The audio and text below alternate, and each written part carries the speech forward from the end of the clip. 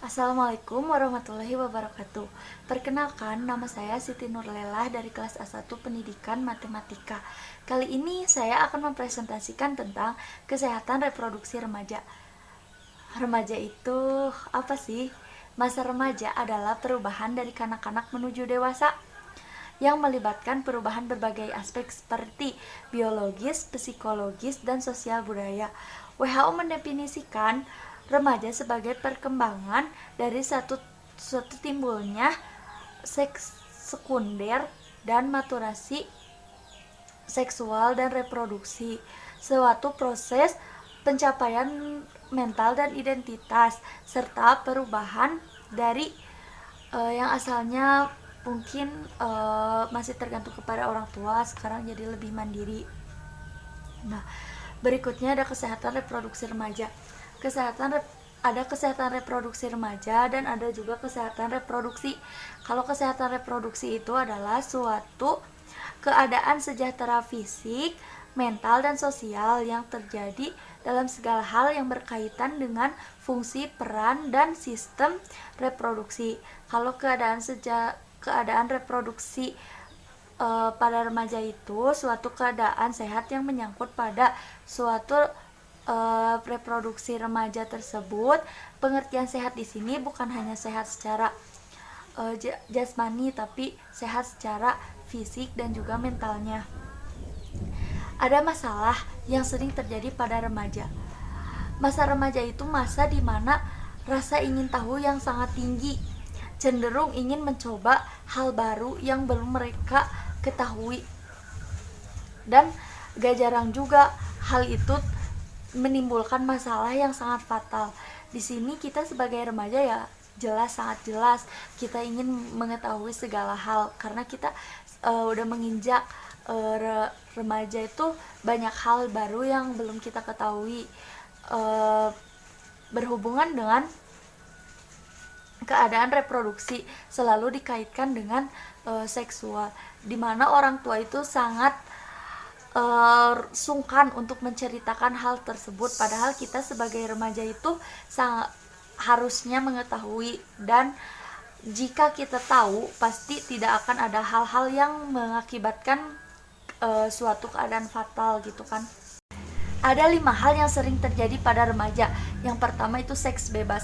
Kita sebagai remaja pas puber menyukai lawan jenis kan.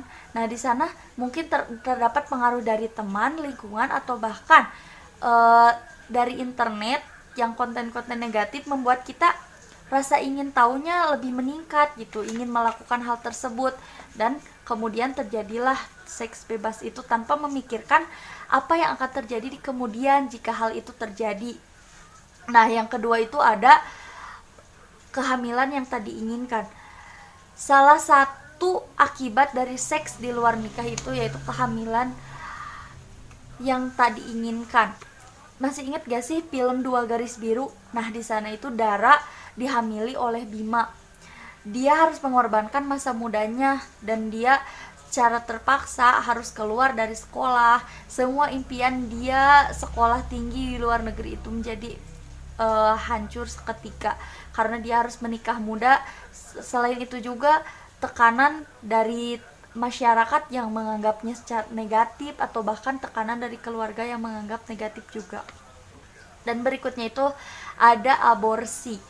Aborsi bisa diartikan sebagai tindakan menghentikan kehamilan dengan sengaja sebelum janin dapat hidup di luar kandungan tanpa adanya indikasi medis yang jelas.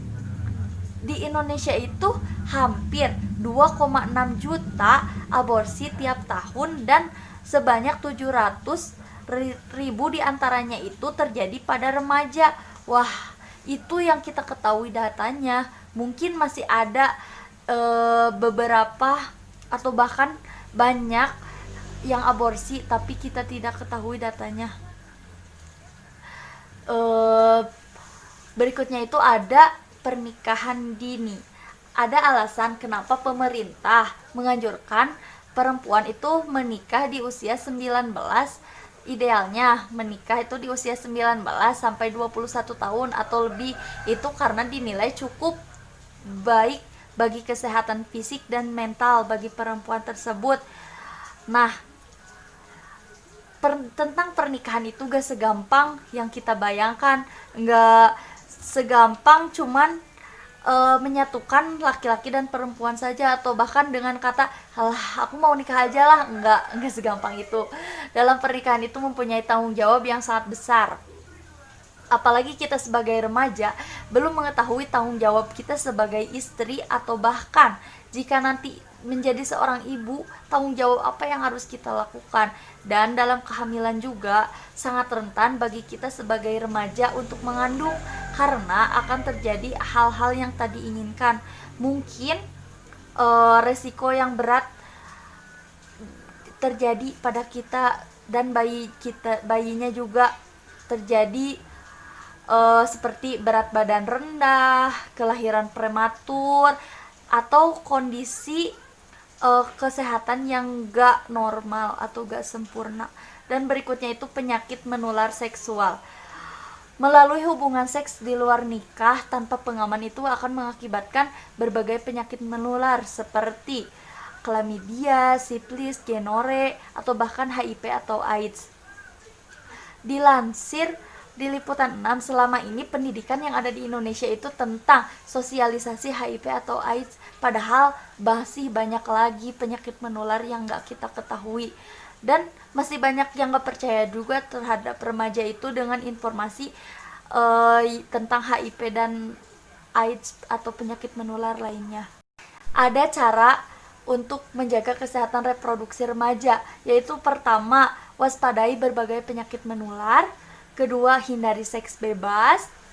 Ketiga, proaktif dengan kondisi kesehatan diri sendiri. Dan cari pasangan yang menghargai kita.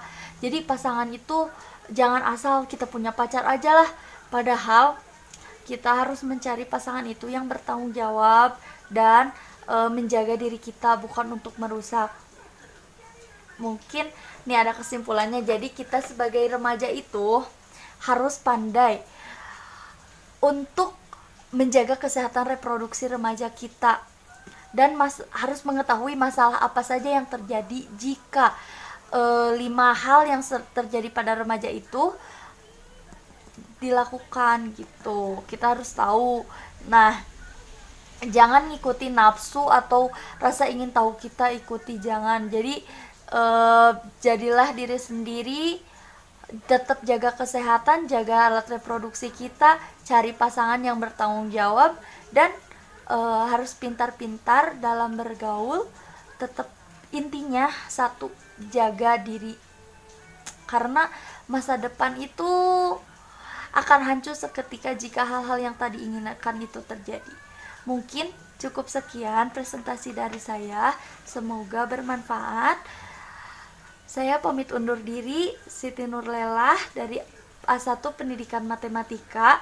Wassalamualaikum warahmatullahi wabarakatuh.